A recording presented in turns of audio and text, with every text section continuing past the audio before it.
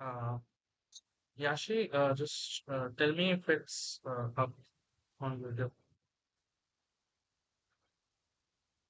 My whole family is gonna watch and later they'll just be like Yeah, actually, my friends they are wanna make also fun gonna of me. watch. Yeah. Yeah.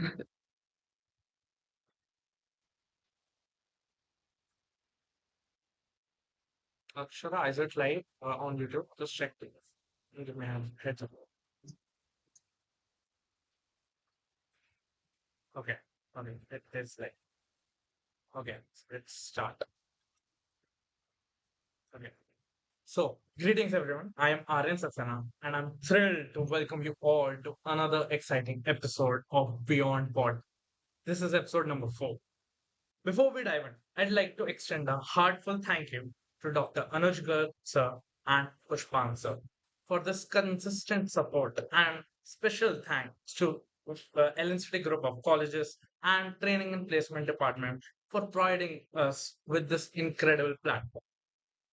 I'd also like to appreciate the efforts of the Go Global Club, who are consistently working to make the journey of studying abroad smoother and more accessible for aspiring students. Now, without further ado, we have an amazing guest with us today, someone who has walked the path that many of us are curious about. Please join me in welcoming Miss Akansha Singhal. Ma'am, it would be great if you could introduce yourself to the audience. Ah,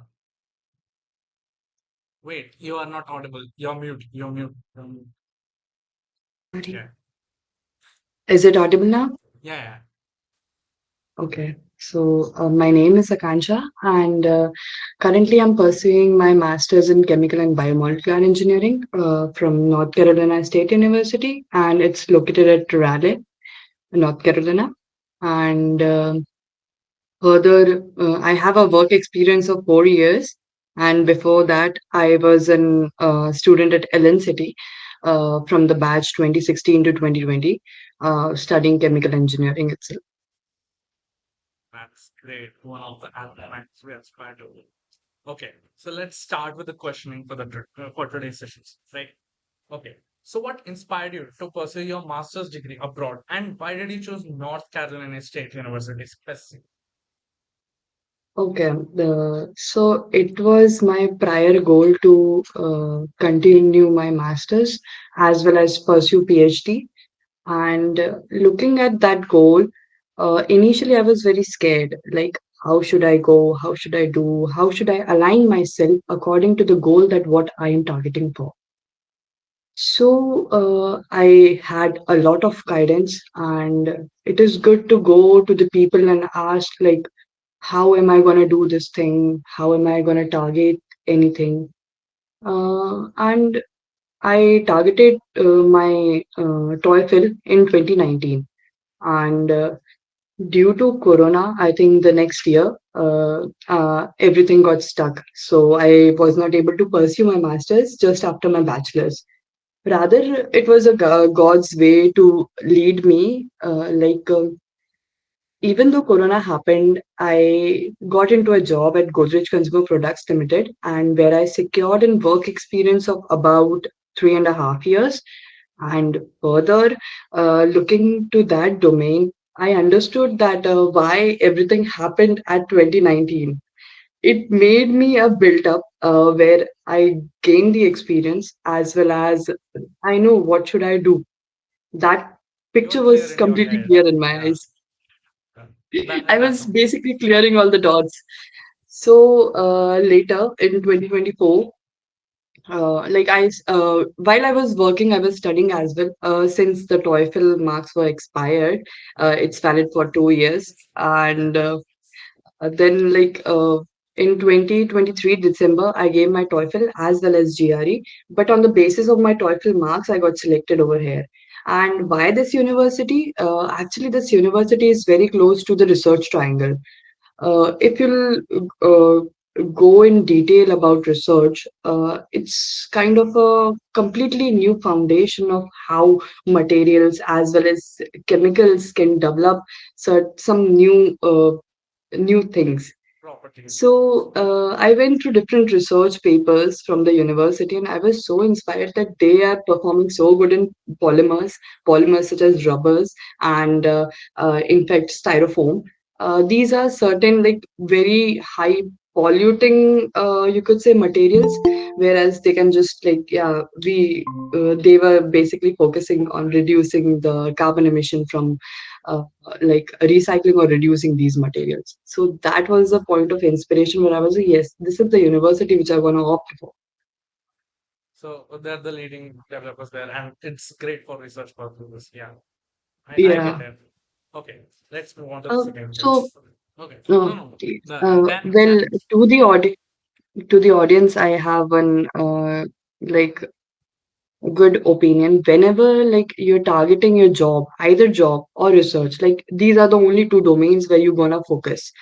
So if you're focusing on the job, choose the university which have a good basis of getting the job opportunities as well as the learnings that you are doing over there, like the different courses, the different software studies, or the different type of projects that you're gonna take will determine what like job target you are going for.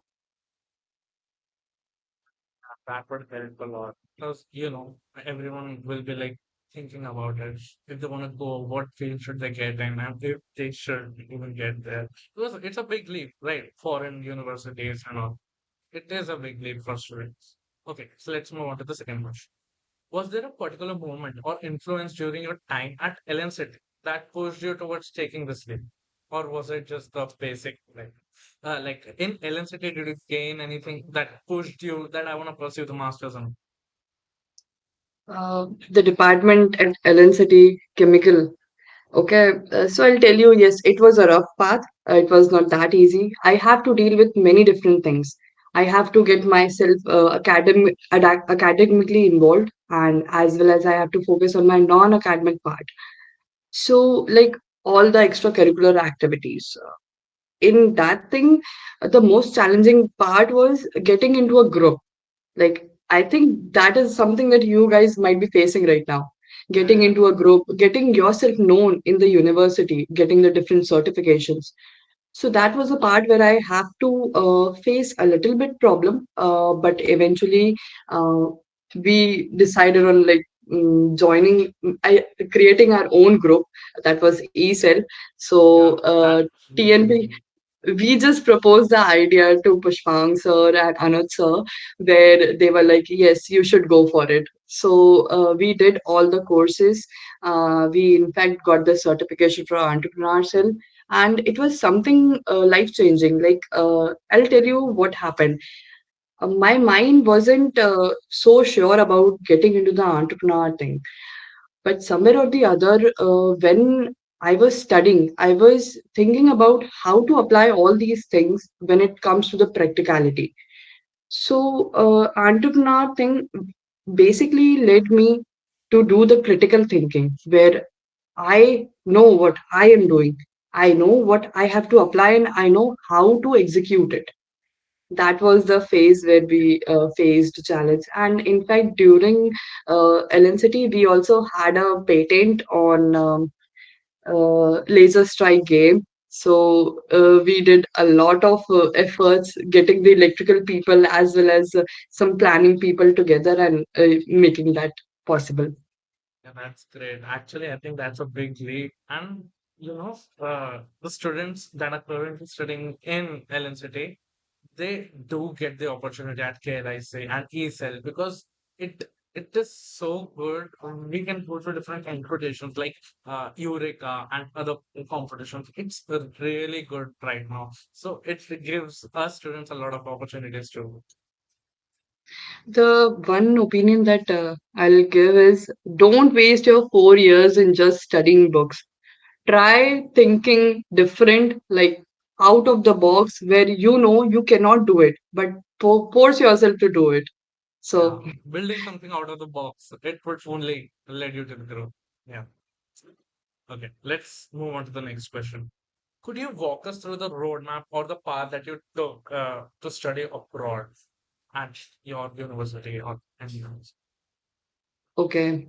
So like, are you talking about current path or the path that I have decided or No. in the So future? from Past. your college to the path that you took to getting in this college, not right? Okay.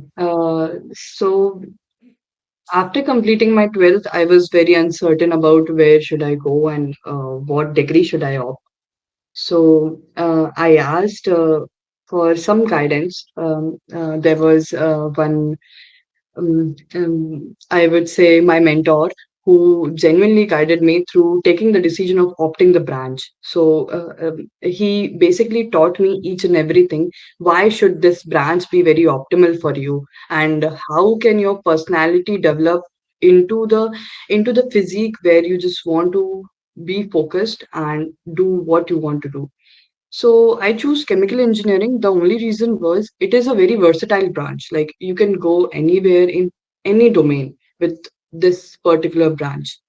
And it's not about electrical or it's not about mechanical. It's about computer science as well. Okay, so chemical was a hybrid of all these branches. And somewhere or the other, my mind was not working in one direction. It's always wandering around, and I have to target multiple things. So the branch. And this is the phase where like after 12th, it's very confusing where you what you have to do, what you not have to do. Parents are telling you to do something else. You have to pursue something else. So in that, yeah, a mentor plays a very vital role just to lead you and guide you. And then coming to the bachelor's, first year is like a general degree. So during that time, we had basic knowledge of each and every Each and every subject. subjects. Yeah. And the second year is the place where you have to target on the main course of the Which you have selected, degree yeah. that you have opted. Yeah. So I'll start from the second year. In second year, we had heat transfer, mass transfer, thermodynamics, and these all are very complicated subjects. Complicated research. It is all partial differential and all ODEs that you need to solve in there. And plus going through the chemical reactors, like huge reactors, and understanding the thermodynamics of that. Initially, I was very confused that how should I do it. Then later, slowly and steadily, I studied many books and I got to understand that yes, one book is not sufficient. One piece of knowledge is not sufficient. I Yeah. need to gain more. Yeah. You have to Like have the different hunger, perspectives, right? Yeah. Okay. yeah, the hunger kept on increasing. Like I went through one book, then I wanted other, and I was like, oh no, I have to take all these things because, and at the same point, it was very overwhelming. But yes, towards the end, while we were giving the semesters, I realized, fine, I can do this.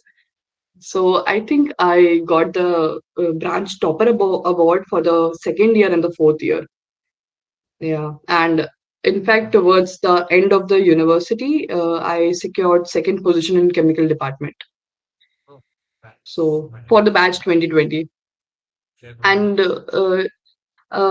in third year, after studying all the courses, the main courses, the main idea in my mind was to go further deep in these studies. So there was only one option available, masters. And for masters, I was determined to do just after my college, but circumstances happened and things changed. In during the third year, I started preparing for my GRE. I went to the coaching called Dreams, and it's at 6 number stop in Bhopal. Yeah, yeah, sure. And there they guided me through different what all sections are gonna come in the exam. Basically, so GRE is a bit tough than TOEFL, and GRE I gave, then I secured about 305 in that in the same year. And then further, I delayed on TOEFL looking at the scenarios. Like, I think it was the end of 2019. 2019, basically the phase 2019, 2020. 2019 or 2020 starting or ending, like that phase during the corona had started. Yeah, yeah, yeah. Okay, So 2019. y- yeah, and I think in 2020 March, all the flights and everything got cancelled. Yeah, yeah. That's Uh, right. in that phase, I was shattered. To be very honest, I took a step back. I was like, oh no, I cannot do this right now because the pandemic is so vast and so, like, so many people were dying around, and things were happening at a rapid pace when Rapid fix. it was very hard for me to understand what should I do. So I took a step back and I was like, okay, I think God doesn't want me to do this right now. I should wait for a while. And during that time, in 2021, my father was like, he passed away due to some health issues. And then it was a bit hard on my family as well. So it was a good thing that I took a step back. And then in the same year, I went for working with Godrej Consumer Products Limited. There I worked for straight 3 years. And in 2022 December, I started again studying the GRE and TOEFL both collectively. Not I basically I took 3 months preparation for GRE, and then further I went for TOEFL in the December of 2023, in which I secured about 110 out of 120. And it was a very challenging because while working, you cannot study. Either you can study or you can work. Right. You need to maintain both pace. So maintaining that took a lot of energy out of me. I was not able to sleep whole night because I had this target on my mind and I had to achieve at any cost. Because if I let it go this time, it's not gonna happen next 10 years of my life. Then this, but that makes sense because working while being stressed like that and not being able to enjoy it, you have to study 4 hours at the same day. I get it. I get it. Okay. It's like, Let's move on to the next question. Okay. Were there any scholarships or funding that you opted for? Because money is a big, money have a big role in it, and many of the people would yeah, be looking for. yes, actually, for the first semester, I was allotted a TA assistantship over here, and which basically provided me about 40% of like deduction in my fees.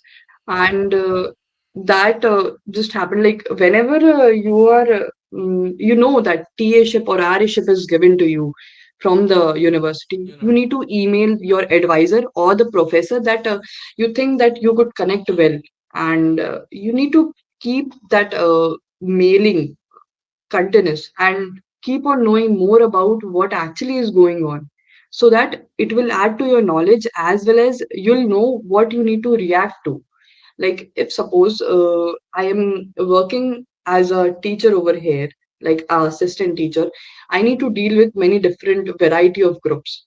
So, like that knowledge came from talking on the email, like keeping the loop of communication with your professor.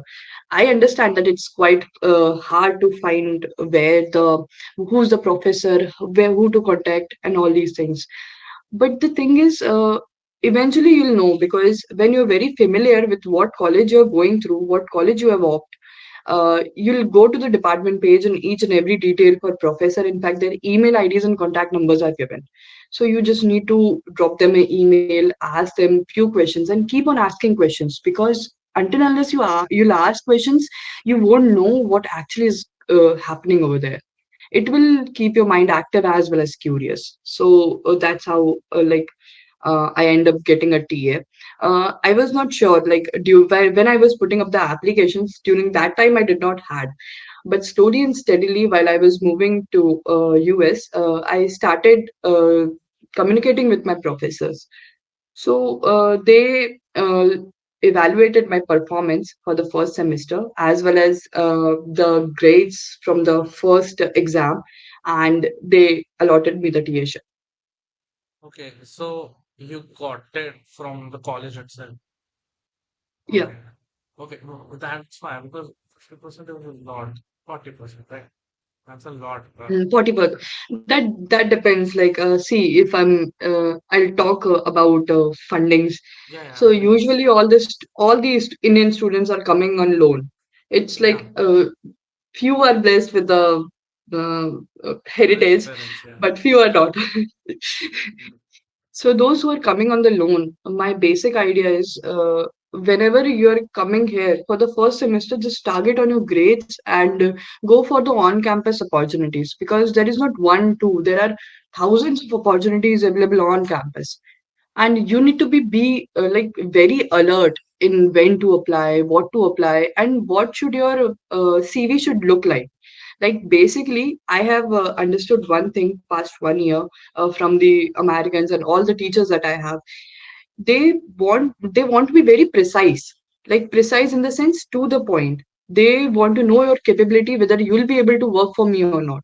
They don't want to know all the details or the academic standings that you have. They want to know what are your capabilities that I could count on and you could work on. That is the thing that they want to know. And in fact, whenever like you're writing a statement of performance, you should always mention like how am I going to do this, why am I doing, and what is the future perspective. These are the three main standings for SOP that will make your profile very strong. And on that basis, like, no, I don't think that, yes, I applied in 5 universities and I got rejected from two and I got approval from three.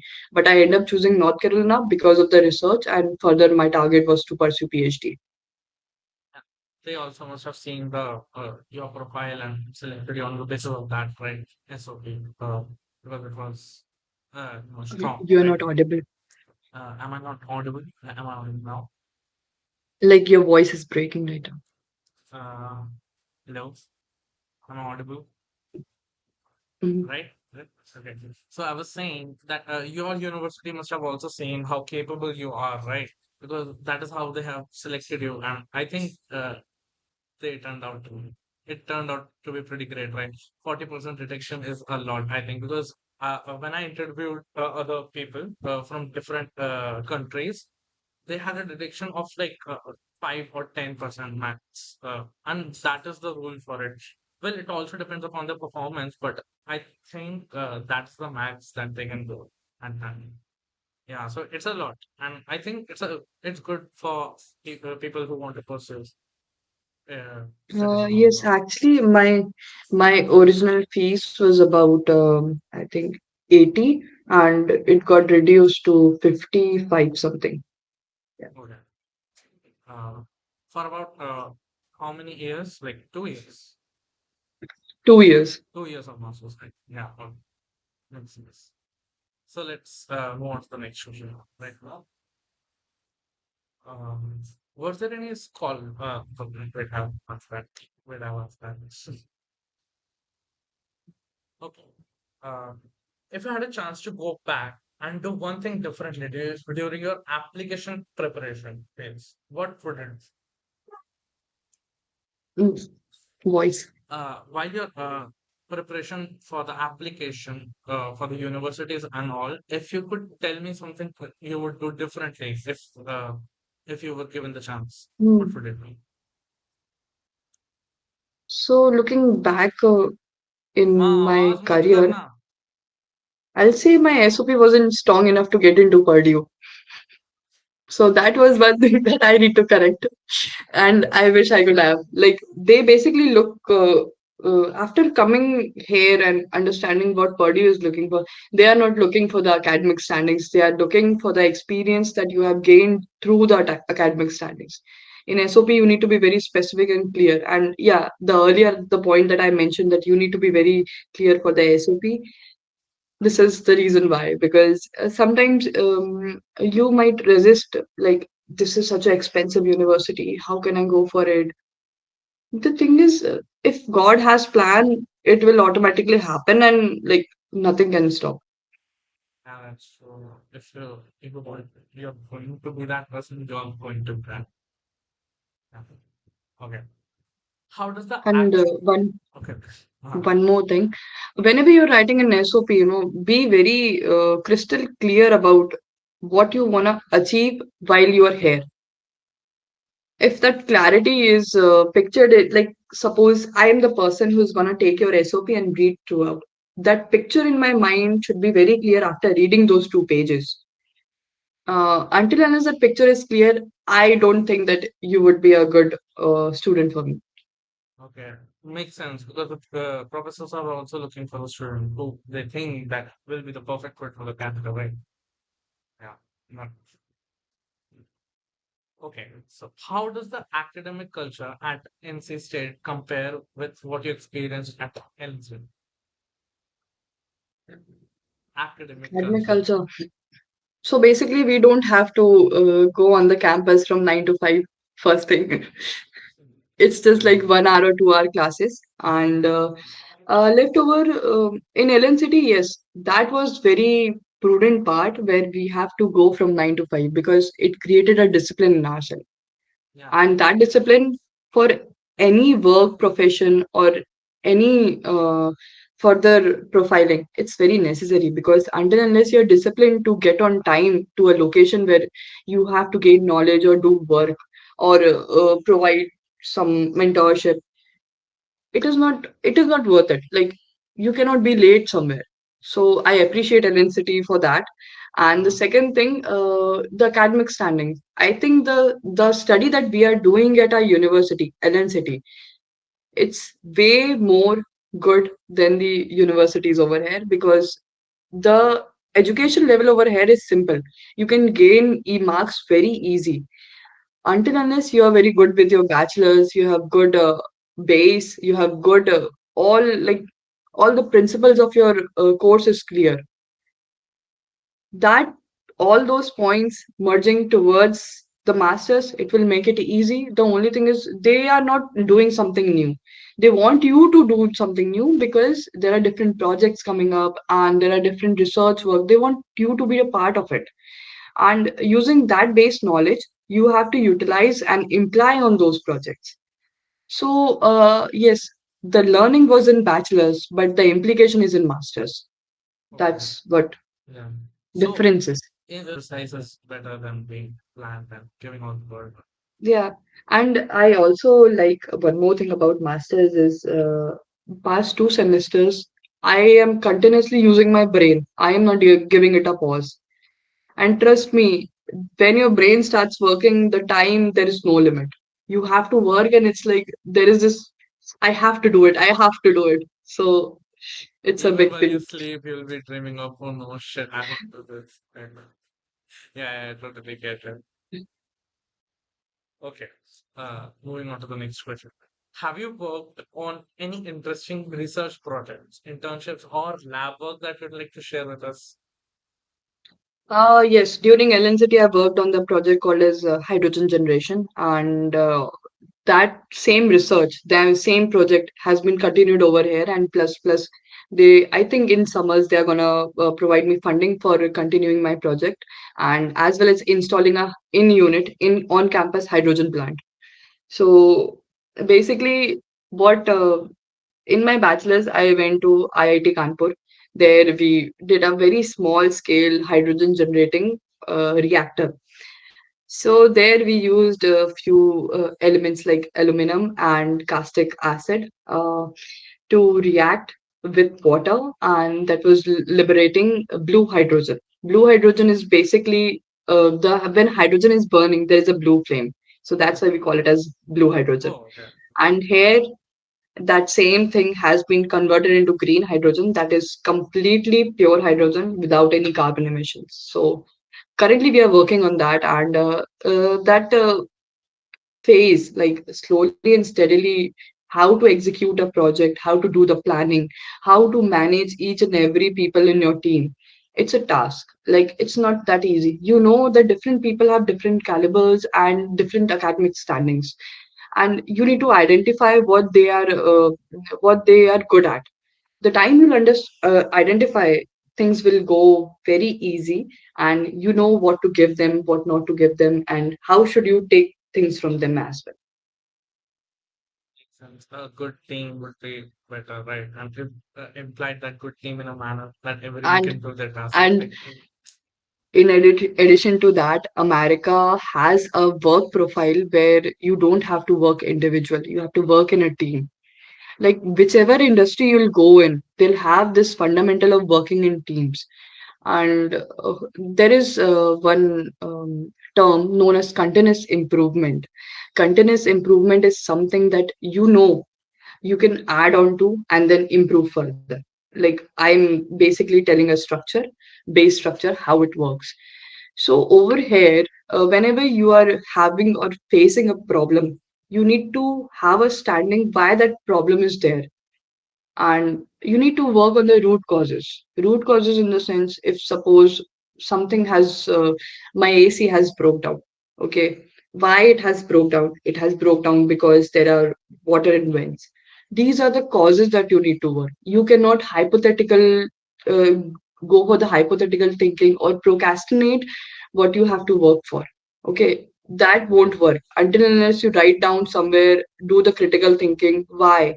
How should I rectify this? It's like there is no point of getting yourself into a team and working as a project until unless you work on these things. And same, like this thing should be implied in your day-to-day life as well, because when your day-to-day life goes under continuous improvement, you will have a fight with yourself to succeed and do more better. You won't have a competition with someone else or like some other peer in your group. You won't, because that fight will be with yourself. Like if I am at part A, I have to improve and get one step ahead of me in part B. That's how it works. That's basically solving the problem that you have and effectively working on it, right? That's Hmm. amazing, actually. Everyone should have that skill because at at base, we're just solving problems and problems to elevate our lifestyles. We usually intend to we do a lot of overthinking, and rather than solving, we end up creating a mess. Creating. We can't do Whenever you that. feel, yeah, you're creating a mess, just write down and eliminate. Killing. Yeah, makes sense. I love that. Start. Okay. Uh, are there any systems, resources, or teaching methods at NC State that you think we can implement here in the Indian universities or LNCT? Yes, actually, we have during 2020, we had the curriculum where we have to come to the semester as well as we have to go for the internship. Like I think 3 months internship or something we had. But the thing is, rather than allowing students, like telling them to go to the internship, just utilize more project work inside the university so that that project work will have an ideal knowledge. How should I work and what should I work? I don't think that we are taking a follow up in this terminology in LNCT. Yeah, Like most of the Indian university, I'll say we have to do this because there is this problem called brain drain. So India is facing a lot of it, and it's about like in current scenario, it's about 35%, and that's a huge amount considering the population. So, in order to avoid that, university should bring up the idea of project analysis and project working. So that the more you will work on the project in your bachelor's, you won't think of going out and doing the same thing. In the bachelor's, your fundamental would be strong enough to lead you to a job where, yes, I am very clear with this picture. I have done all these things in the project. We do project towards the end, but I think each subject need to have a particular domain where a project is worth it. yeah. So like every subject should have a even a small amount of project so that Yeah, we and can just imply it. whatever whatever the assignments are based on, they should be based on the projects itself. Because Yeah. the more you'll question that project work, the more you'll understand what am I doing. That would create a good base for that subject also as the other subjects in total, right? Okay. Uh, let's get to the what does a typical day in your life as a master student looks like from classes to leisure? Again, audio. Oh, okay, audio. No, I'm really sorry. I'm just going backwards. Okay. It's okay. What does a Take your time. typical day in your life as a master's student look like from classes to leisure? Okay, so waking up early in the morning, doing my breakfast. I also meditate. Like Okay. I love to meditate. The only reason is just calms my mind down and allows me to plan for the day. Whenever you're waking up early in the morning, the very first thing is you need to make up your bed because that is the place where you need to start being disciplined. And uh, the time you do that, and slowly and steadily stepping forward, taking your breakfast, getting freshen up, and see, laziness is always there. It's always there. Like, but in your mind, there need to be a target. Like, what is the output of this day? At the end of the day, you should have at least something on your plate to be reasonable for yourself. So in masters, we have to do each and everything by ourselves. In fact, like we have to work. I basically had a schedule prepared for myself for each and every day of the week. Until unless I do that, I won't be on time and my time management would be very poor. So I have to avoid that in the very prior thing. Delaying is not an option. The time you are delayed over here, they basically have a very bad intellect. Like the Americans generally judge you on the basis of your timeliness. And talking about my day, I usually get up, then do all my shows, and then if I have a on-campus job, I'll target to that. I'll go to that. Then after that, I might have a class. I'll go and attend my class. And the same time, coming towards the evening, my task is to revise what all I have studied today. I need to know. I'll go through the lectures again. I'll sit down. I'll take notes, and I'll do that. If there are some doubts, like sometimes what happened during the class session, we don't get the doubts, but afterwards studying and going through all the things that professor has taught us, we started having doubts, and it's a good idea to email them instantly and just have a talk. That's like how basically I have to sleep early as well to wake up early in the morning. And usually my day gets over at 10:30 and yeah. Yeah, a good sleep would always come in hand, right? Yeah, because that's how like mind Mind is works. not Yeah, we need to procrastinating and give keep rest to the working. body and to the mind. Yeah. Okay. So, from transitioning to India as a citizen of India and, going to the US states, there must be some key challenges you must have faced and the cultural shocks and all. Could you give the audience a brief about everything that you experienced, different or something you must have find like, oh my God, that's great. Am I audible? Oh, give me a minute. Give me a minute, please. Okay. It's not been- Hmm. Okay. Yeah. I Okay. had a voice interruption in between. Yeah. Okay. Can you pardon me that, please? Yeah, yeah, no problem at all. So, from being a student in India to a student in US, there must be some cultural shocks, or maybe you face some key challenges while transitioning. And what were the things that you find, aspiring, or you were looking at, no, that's not my thing, and that is something very different from India. So, could you give a brief about it? So the very first thing is communication. The challenge that I faced in was communication. Here, whenever you're having a very versatile group or different, diverse group, like people are not from India, from America, or from like there are many people. There are from Iran, there are from Dubai, there are from Afghanistan, like all the different Yeah, it has continents become a possible. hub of different students for, yeah.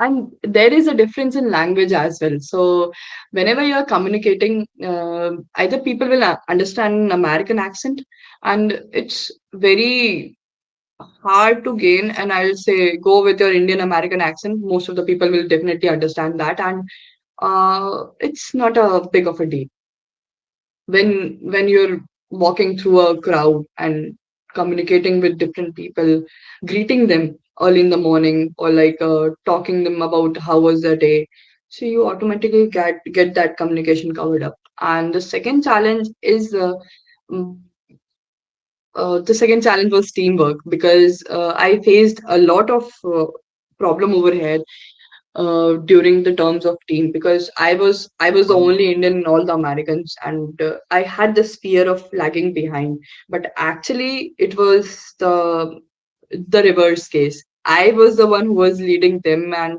telling them what to do, what not to do. So usually, whenever you have like project or a group, it's super challenging with Americans because they want every inch of details in your work. So yeah, these were the two things, and the third thing was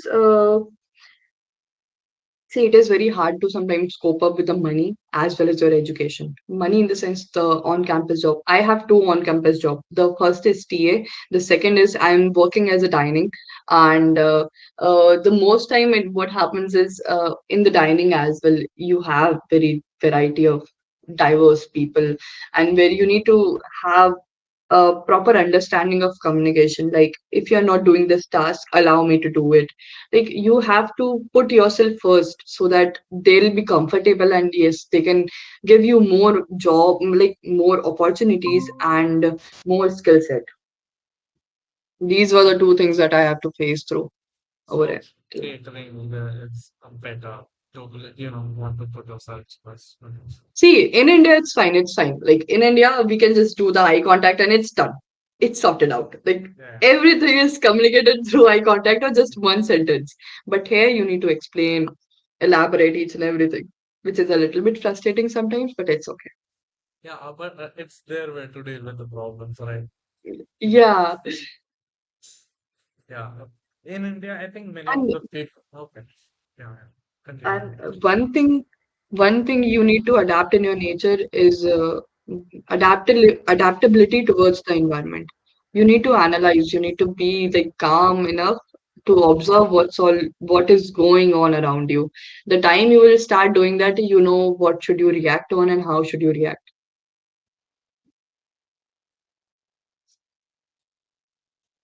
Okay. So another question. So there's a lot of financial questions, right? Because finance is a main part of it. And while studying abroad, how do you manage your finances there? Okay, so as I told you that I have TA ship, that is like paying me sufficient to cross through my expenses. And plus I also have the second job. So basically in a week we have to work for 20 hours, and it's a criteria for all the visa, like F1 visa right now. And the 20 hours will either pay you more than enough or it will underpay you. That depends, but the thing is, at the end of the day, it is balanced. Like, nothing is much heavy on my plate, nothing is much uplifted, so it's balanced. Would you give us some financial advices, like, you must have thought, okay, I must spend less and spend more. About spendings. Yes. So basically, try your best to save from the first semester because uh, there would be a phase where you'll go for the job and you need that amount. So try saving at best as possible. Like, see, usually all the universities have their food allowances as well as living allowances. So you can take benefits from those and you can save that amount in future savings, so that whenever you are going for a job, like over here, what I am facing is I have to apply for CPT and it's a completely different summer course. And for that, I need to have a base money. So I started saving in my first semester, and which was at this point, which I am able to uh, provide the funding for. Like, I can do the same my own money. That's why. And one more opinion. Like, if you're getting any scholarship on campus or any job on campus which is paying you more than $15, don't think, just go for it. Because saving every ounce of money over here is something that we know, but we don't do.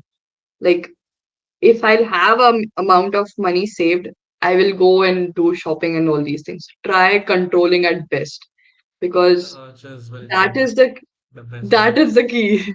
Yeah. Okay.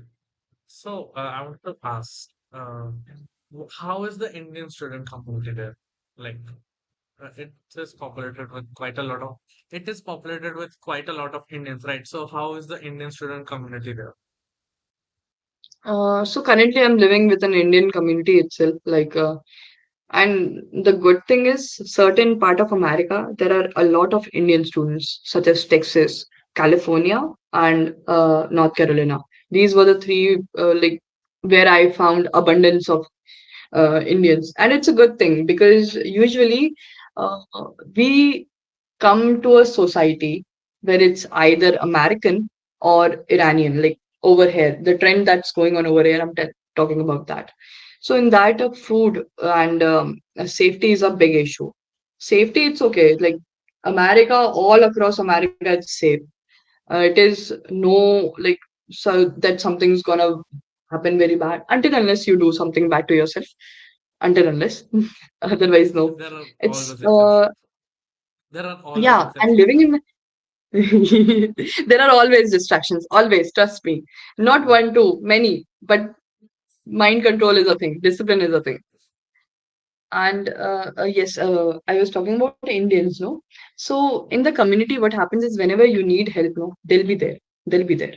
That is the most fundamental part of living in an Indian community. Wherever you are facing issue, wherever you are facing any problem, people around you, if they know you very well, they'll be there to help you and very happy to have you. And plus usually the food, what we do is we have a weekly menu divided. So I have different friends. I have a very big group of Indian friends coming from Delhi, Pune, as well as Ahmedabad. So it's all heritage of India: Gujarat, Maharashtra, Maharashtra. and North Indians and South Indians, everyone. It's And like I respect their own domain in a different manner, as well as I have the food with all of them. So yeah, it's diverse, it's everything, it's joyful, right? India's joy. Yeah. yeah. So having a good circle is always beneficial because you won't know when you'll need the help of, like, anyone can come and help. That's the main thing. And yeah, I have few American friends as well, and it goes the same with them. It's just I don't like little bit of American food because the food is not spicy and Yeah, it's a blunt. bit bland. Yeah.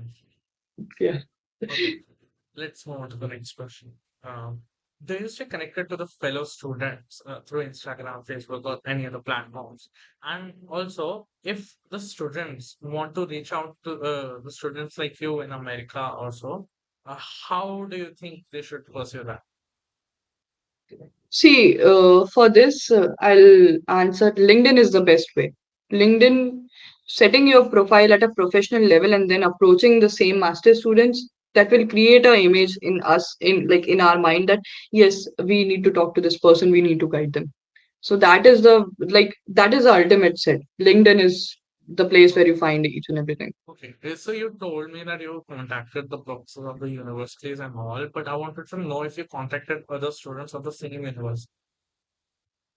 Oh yes, actually, what happened was, during my tenure coming over here, I did not find any chemical students. Then I started approaching the students from different branches.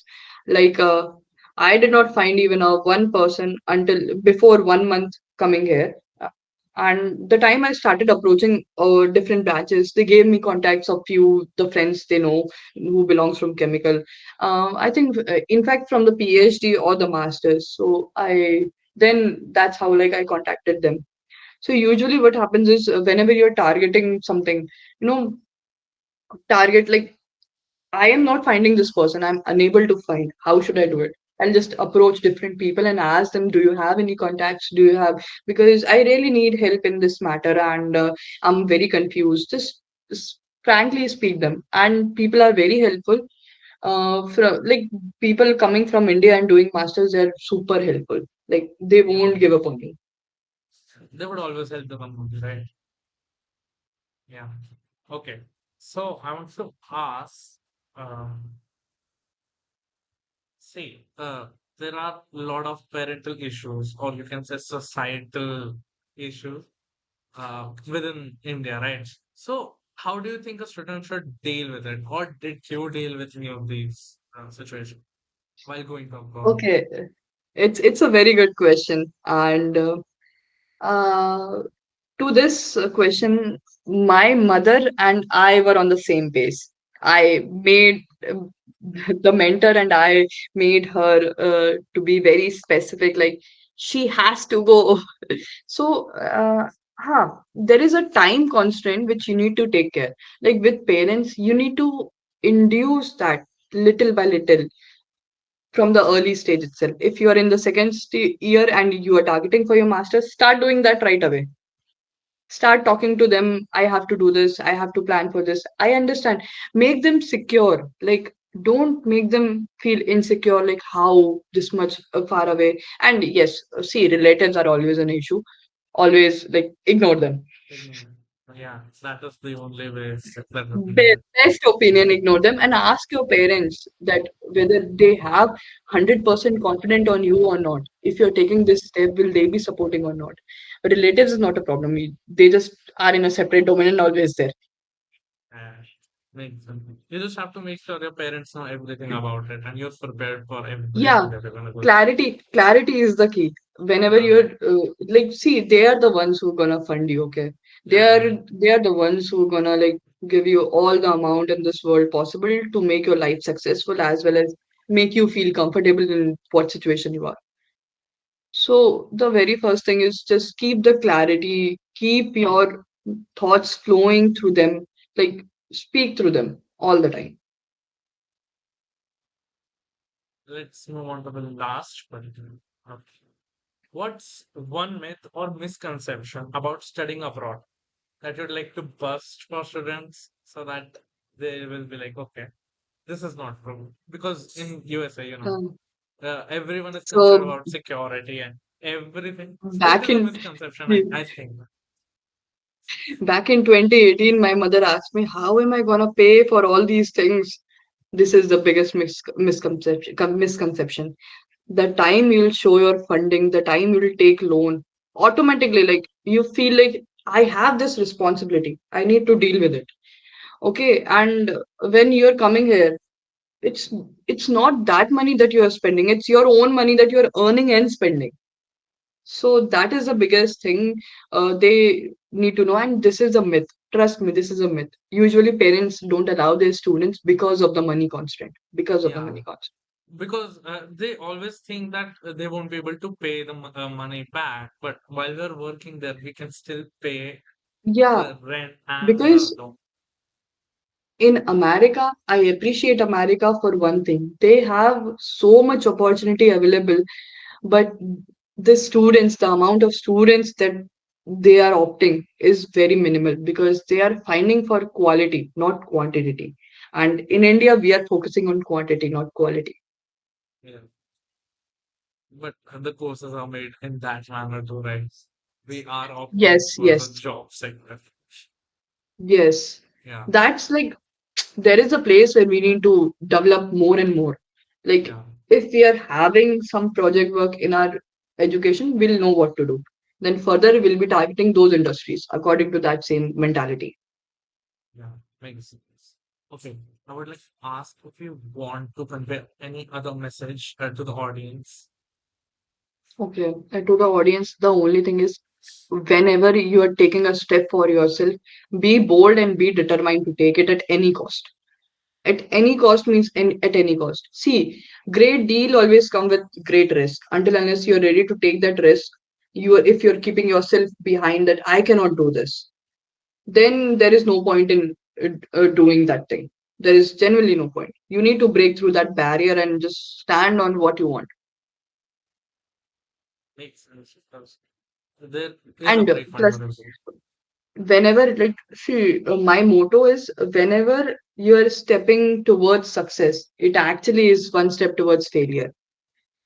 So how to come up with that fear? It's just part A strategy and part B. Like if I am good here, I need to be 10% more better tomorrow for the future standing. Yeah, you can't just stay stable and here and it would go along all the way. You need to learn continuously, you need to analyze continuously, you need to be a versatile person who is there in each and every place.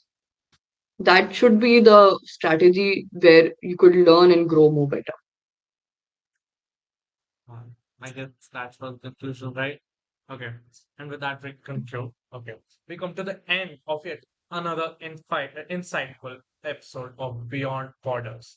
A huge thank you to Miss Akansha Singhal now for joining us today and sharing this incredible journey from LNCT to North Carolina State University. Your experiences and advice will surely inspire many aspiring students looking to study abroad, especially in the fields like chemical and biomolecular engineering. To okay, to everyone watching, thank you thank you for being with us today. Stay curious, stay inspired, and remember, your journey beyond borders might just be the one decision away. This is Arya Saxena signing off. See you in the next episode. Thank you. Thank you.